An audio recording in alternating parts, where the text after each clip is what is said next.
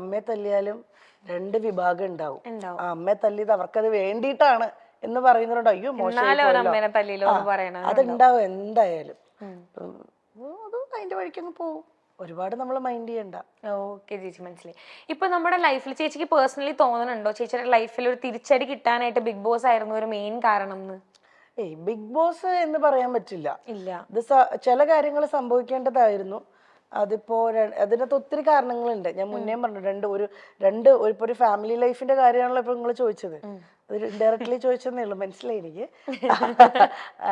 അല്ല മോളെ, അത് രണ്ടുപേരുടെയും ഭാഗത്തുനിന്നുണ്ടാകുന്ന പ്രശ്നങ്ങളും എല്ലാം കൂടെ വരുമ്പോഴാണ് അത് ഒരു വലിയ പ്രശ്നത്തിലേക്ക് പോകുന്നത്. ചിലപ്പോ അത് നമ്മൾ പലരും ഒക്കെ ഇടപെട്ട് അത് സോൾവ് ആയി പോവാറുണ്ട്.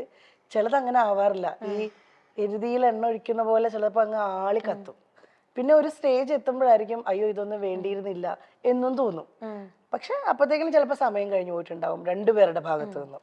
പക്ഷെ ഞാൻ ഇതിനു മുന്നേ ഈ സെയിം ഇന്റർവ്യൂവിൽ ഞാൻ നിങ്ങളുടെ മൈൽ സ്റ്റോൺ മേക്കേഴ്സിന്റെ തന്നെ ഇന്റർവ്യൂവിൽ ഞാൻ പറഞ്ഞിട്ടുണ്ട്, നമ്മൾ ബ്രേക്കപ്പ് ആവുന്നത് കൊണ്ടോ ഒരാൾ നമ്മുടെ വേർപാടോ അല്ലെങ്കിൽ പിരിയുന്നത് ഇതൊന്നും പ്രശ്നമല്ല.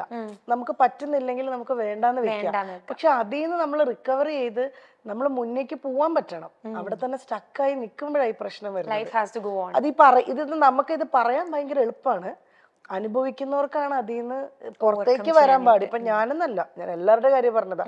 പുറത്തേക്ക് ഒന്ന് വന്നാ പിന്നെ നമ്മൾ ഓക്കെയാണ്. പക്ഷെ പുറത്തേക്ക് വരാൻ ടൈം എടുക്കും. ചില ആൾക്കാർ 1 മാസം കൊണ്ട് ഓക്കെ ആവുന്നവരുണ്ട്, ചില ആൾക്കാര് 2 വർഷം 3 വർഷം. പിന്നെ ഞാൻ പറഞ്ഞല്ലോ, പിന്നെ ഈ മെമ്മറീസ് ഒന്നും നമ്മൾക്ക് ഒരിക്കലും മരിക്കാത്തത് കൊണ്ട് ഇടയ്ക്കിടയ്ക്ക് നമ്മളെ വന്നിങ്ങനെ ഹിറ്റ് ചെയ്തോണ്ടിരിക്കും. അതുണ്ടാവും. ശരിക്കും എന്താ പറയുക, ഞാൻ ഇത് ചേച്ചിയുടെ അടുത്ത് ചോദിക്കാൻ കാരണം വെച്ച് കഴിഞ്ഞാൽ നമ്മുടെ ലൈഫ് ഇസ് ബ്യൂട്ടിഫുൾ എന്ന് പറഞ്ഞിട്ട് മൈൽ സ്റ്റോൺ തന്നെ ഒരു പ്രോഗ്രാം ഉണ്ട്. അതിൽ നമ്മുടെ ആര്യ ചേച്ചി ഇവര് ഇങ്ങനത്തെ ഒരു ക്വസ്റ്റ്യൻ വന്നപ്പോൾ അവർ പറഞ്ഞായിരുന്നു ഇവരുടെ ലൈഫിൽ ഇങ്ങനത്തെ ഒരു ഇഷ്യൂ ഉണ്ടാകുന്ന മേജർ റോള് എനിക്ക് തോന്നുന്നു ബിഗ് ബോസിനാണെന്ന് അവർ പറഞ്ഞായിരുന്നു. അല്ല, എന്റേത് ബിഗ് ബോസ് ഒരു മേജർ റോൾ എന്ന് പറയാൻ പറ്റില്ല. അങ്ങനെ അല്ലാതെ തന്നെ ഒത്തിരി പ്രശ്നങ്ങളുണ്ട്. ബിഗ് ബോസ് എന്ന് പറയുന്നത് ഞങ്ങൾ ഒരു 2.5 മാസം 64 ദിവസം ഞങ്ങൾ തമ്മിൽ മാറി നിന്നു എന്നതാണ് അതിനകത്ത് ഒരു ഇത് വന്നത്. പക്ഷെ അതൊന്നും അല്ല പ്രശ്നങ്ങൾ. ഞാൻ പറഞ്ഞു ഞങ്ങളുടെ പ്രശ്നങ്ങൾ അത് ഞങ്ങളുടെ വീട്ടിനകത്ത് തന്നെ നിന്നോട്ടെ. അല്ല, ഞങ്ങളെ പേഴ്സണലി അറിയാവുന്നവർക്ക് അത് അറിഞ്ഞാൽ മതി. അത് പബ്ലിക്കായിട്ട് ഞാൻ ഒരിക്കലും ഞാനായാലും കണ്ണനായാലും പറയാൻ ആഗ്രഹിക്കാത്തത് അത് വേണ്ടാന്ന് വെച്ചിട്ടാ. അല്ലെങ്കിൽ എനിക്കും പറയാം, കണ്ണനും പറയാം, 2 പേർക്ക് ഉണ്ടാവുമല്ലോ പറയാൻ ഒത്തിരി കാര്യങ്ങൾ. അത് വേണ്ടാന്നുള്ളത് ഞങ്ങൾ തമ്മിൽ ഡിസിഷൻ എടുത്തതാണ്. മോൻ വളർന്നു വരെയല്ലേ, ഞങ്ങൾ അവന്റെ കാര്യം മാത്രമേ ഇപ്പൊ ശ്രദ്ധിക്കുന്നുള്ളൂ. അവന്റെ കാര്യം നോക്കി അവന് നല്ലൊരു അച്ഛനാണ് കണ്ണൻ, അവന് നല്ലൊരു അമ്മയാണ് ഞാനെന്നാണ് എന്റെ വിശ്വാസം.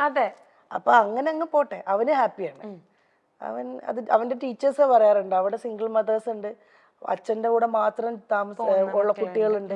പക്ഷെ അവരെ പോലെ ഒന്നുമല്ല. അമ്പാടി ഫാദേഴ്സ് ഡേ വരുമ്പോ അമ്പാടിക്ക് അവിടെ കാർഡ്സ് ചെയ്യുമ്പോ ഈ ഫോട്ടോ ഞാൻ കൊടുത്തു വിടും, പാസ്പോർട്ട് എടുത്തിട്ട് കണ്ണന്റെ. അങ്ങനെ അവൻ എവിടെയും ഒരു പ്രശ്നം വരരുത്. അവൻ ഹാപ്പി ആയിട്ടിരിക്കണം, അത്രേ ഉള്ളൂ. അത് പുള്ളി അങ്ങനെ തന്നെയാ.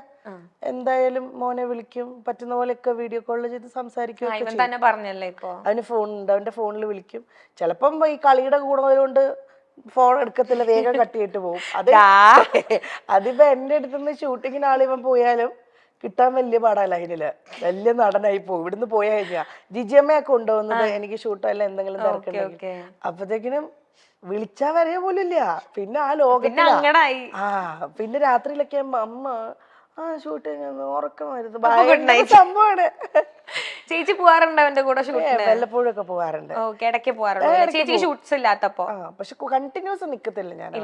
കാരണം ഇവനും ഇഷ്ടം ഇവന്റെ ആ സർക്കിളിൽ അങ്ങനെ നിക്കാനാ. ഞാൻ എന്റെ കുറച്ച് റെസ്ട്രിക്ഷൻ വരും. അമ്പാടി ഇവിടെ വാ, അമ്പാടി ഇവിടെ നിൽക്കി, അമ്പാടി ഇവിടെ നിൽക്കി. ഞാനില്ലെങ്കിൽ ജിജിയമ്മയുടെ അടുത്ത് കുറച്ചൊക്കെ നമ്പർ എടുക്കും. പിന്നെ ചെറുതും കൂടെ ആണല്ലോ, അപ്പൊ ഭയങ്കര കൺസേൺ കൂടെ കിട്ടണ കള്ള നിനക്ക് അല്ലേ? അതെ. ഇപ്പൊ ഞാൻ ചേച്ചിയുടെ അടുത്തൊരു ക്വസ്റ്റ്യൻ ചോദിക്കുകയാണെങ്കിൽ, നമ്മുടെ പ്രൊഫഷണൽ ലൈഫിൽ ഭയങ്കരമായിട്ട് ഷൈൻ ചെയ്ത് നിൽക്കുന്ന ഒരാളാ ചേച്ചി, ഭയങ്കരമായിട്ട് എല്ലാവരും നോട്ടീസ് ചെയ്യുന്ന ഒരാളാ ചേച്ചി. ചേച്ചിക്ക് എപ്പോഴെങ്കിലും തോന്നിയിട്ടുണ്ടോ പേഴ്സണൽ ലൈഫിൽ ഒരു ഫെയിലിയർ ആയി പോയി എന്ന് തോന്നുന്നുണ്ടോ? ഇല്ല, ആ സ്റ്റേജ് കഴിഞ്ഞു മോളെ. ഞാൻ പറഞ്ഞല്ലോ, ഞാൻ പറഞ്ഞില്ലേ നേരത്തെ, എന്ത് പ്രശ്നം വന്നാലും നമ്മൾ അവിടുന്ന് തിരിച്ച് എണീറ്റ് വരിക എന്നുള്ളതാ. അങ്ങനെ തിരിച്ചിപ്പോ ഞാൻ എണീറ്റ് വന്നിട്ടുണ്ട്.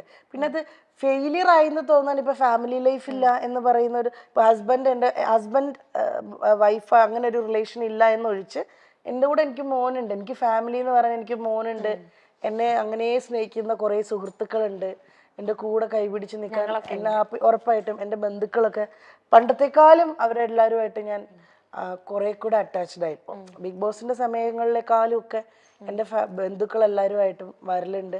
എനിക്കൊരു ചേട്ടനുണ്ട്, ചേട്ടൻ്റെ പേര് ശരത് എന്നാണ്, ചേട്ടന് വൈഫ് പ്രിയ, അവർക്ക് 2 മക്കളുണ്ട്. ഒക്കെ അവർ വരും. അമ്പാടിക്ക് ഭയങ്കര ജീവനാണ്, ഭയങ്കര ഇഷ്ടമാണ് അവരെ. അപ്പൊ അങ്ങനെ എനിക്ക് ഫാമിലി എന്ന് പറഞ്ഞാൽ എനിക്ക് കുറെ പേരുണ്ട് ഇപ്പോ, സ്വന്തമായിട്ട് ബന്ധുക്കളായിട്ടും സുഹൃത്തുക്കളായിട്ടും എന്നൊക്കെ പറഞ്ഞ്. അപ്പൊ അതിനകത്ത് ഇങ്ങനെ ഒരു സംഭവം ഒഴിച്ചാൽ അപ്പൊ അതെപ്പോഴും നമുക്കുള്ളിലൊരു വിഷമമാണത്. അതൊരിക്കലും അയ്യോ ഞാൻ പരാജയപ്പെട്ടു പോയി, ഞാൻ സക്സസ്ഫുൾ ആണ്. എൻ്റെ മോനെ ഞാൻ നന്നായിട്ട് അറിയാം, ഞാൻ സക്സസ്ഫുൾ ആയിട്ട് തന്നെ ഇരിക്കുന്നത്. എൻ്റെ മോനെ ഞാൻ നന്നായിട്ട് എനിക്ക് നോക്കാൻ പറ്റുന്നുണ്ട്, അവൻ്റെ കാര്യങ്ങൾ നോക്കാൻ പറ്റുന്നുണ്ട്, അവൻ ഹാപ്പിയാണ്. ആ രീതിയിൽ ഞാൻ 100% സക്സസ്ഫുൾ ആണ്. ഇൻഡസ്ട്രിയിലും വലിയ കുഴപ്പമില്ല. അതിങ്ങനെ ഇങ്ങനെയാണ് പൊയ്ക്കൊണ്ടിരിക്കുന്നത്.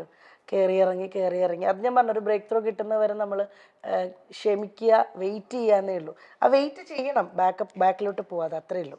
എനിക്ക് ശരിക്കും ചേച്ചി പറയുമ്പോൾ ശരിക്കും ഫീൽ ചെയ്യുന്നുണ്ട്. ഇപ്പൊ ഞാൻ ചേച്ചി അടുത്ത ക്വസ്റ്റ്യൻ ചോദിക്കാനുള്ള കാരണം വെച്ചാൽ കുറെ ഇപ്പൊ സൊസൈറ്റിയിലാണെങ്കിലും കുറെ പേരുടെ വിചാരമുണ്ട് ഇപ്പൊ സെപ്പറേറ്റഡ് ആയി എന്ന് പറഞ്ഞു കഴിഞ്ഞാൽ ദാറ്റ് മീൻസ് ഒക്കെ എന്തൊക്കെയോ തീർന്നു പോയി, അല്ലെങ്കിൽ ലൈഫിന്റെ എന്താണ് ഫുൾ സ്റ്റോപ്പ് ആയി എന്നൊക്കെ. ബട്ട് ചേച്ചിയുടെ അടുത്ത് ആൻസർ കിട്ടാൻ വേണ്ടിയിട്ടാണ് ഞാൻ ശരിക്കും ചോദിച്ചത് കേട്ടോ. അത് എനിക്ക് അങ്ങനെയൊക്കെ തോന്നിച്ചൊരു സമയം ഉണ്ടായിരുന്നു. പക്ഷെ അങ്ങനെയുള്ളവർക്ക് വേണ്ടിയിട്ടാണ് അങ്ങനെ ഒരു പക്ഷെ അതൊന്നുമല്ല. ഇപ്പൊ അമ്പാടി ഉണ്ട്, അമ്പാടിക്ക് ഒത്തിരി കാര്യങ്ങൾ ചെയ്യാനുണ്ട്. എനിക്കിപ്പോ 34 വയസ്സ് കഴിഞ്ഞു, എനിക്ക് ഇനിയും കിടക്കുകയാണ് ഒരുപാട് വർഷങ്ങൾ.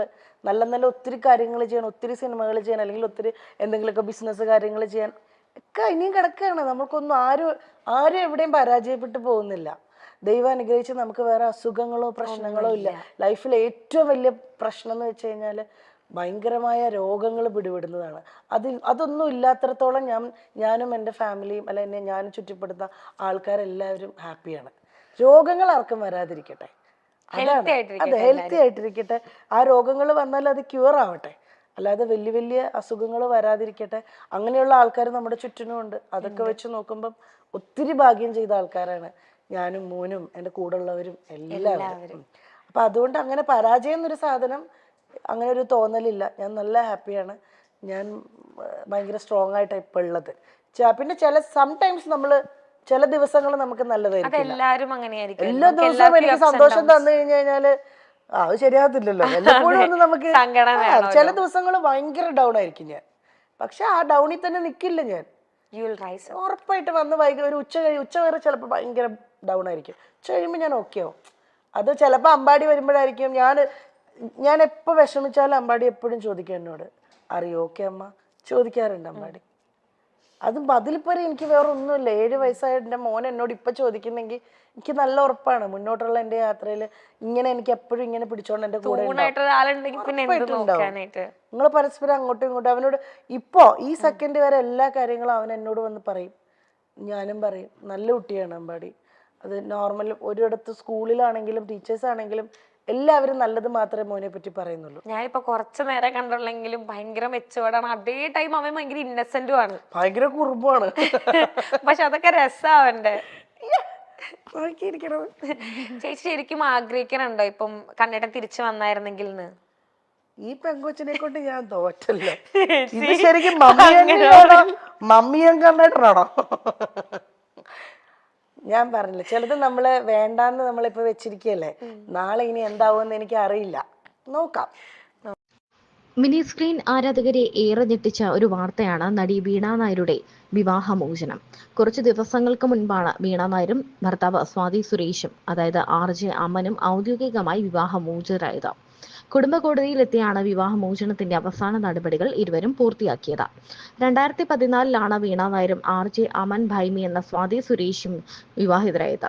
ഇരുവർക്കും ഒരു മകനുണ്ട്. 2022 ഇരുവരും പിരിയുന്നുവെന്ന തരത്തിൽ വാർത്തകൾ വന്നു തുടങ്ങിയത്. പിന്നീട് തങ്ങൾ ഒരുമിച്ചല്ല എന്ന് സ്ഥിരീകരിച്ച വീണ നായർ നിയമപരമായി ബന്ധം വേർപെടുത്തിയിട്ടില്ല എന്ന് വ്യക്തമാക്കിയിരുന്നു. വേർപിരിഞ്ഞ് ജീവിക്കാൻ തുടങ്ങി 3 വർഷത്തിന് ശേഷമാണ് നിയമപരമായി ബന്ധം വേർപെടുത്തിയത്. ജീവിതത്തിൽ താൻ സന്തോഷവതിയാണെന്നും മകൻ തങ്ങൾ രണ്ടുപേർക്കുമൊപ്പം മാറി മാറി വളരുമെന്നും മുൻപ് ഒരു അഭിമുഖത്തിൽ വീണ പറഞ്ഞിരുന്നു. എന്റെ മകൻ സന്തോഷവാനാണ്. അവൻ ഞങ്ങളെ രണ്ടുപേരെയും മിസ് ചെയ്യുന്നില്ല. കണ്ണൻ വരുമ്പോൾ അവൻ അദ്ദേഹത്തിനൊപ്പം പുറത്തു പോകാറുണ്ട്.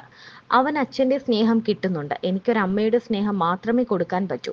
അച്ഛന്റെ സ്നേഹം കൊടുക്കാൻ പറ്റില്ല. അത് അവൻ അദ്ദേഹത്തിലൂടെ ഇപ്പോഴും കിട്ടുന്നുണ്ട്. ഞങ്ങൾ തമ്മിലുള്ള പ്രശ്നം മാത്രമാണ്. എല്ലാവരുടെയും ജീവിതത്തിൽ എല്ലാ കാര്യത്തിനും ഒരു ഫുൾ സ്റ്റോപ്പ് ഉണ്ടാകും.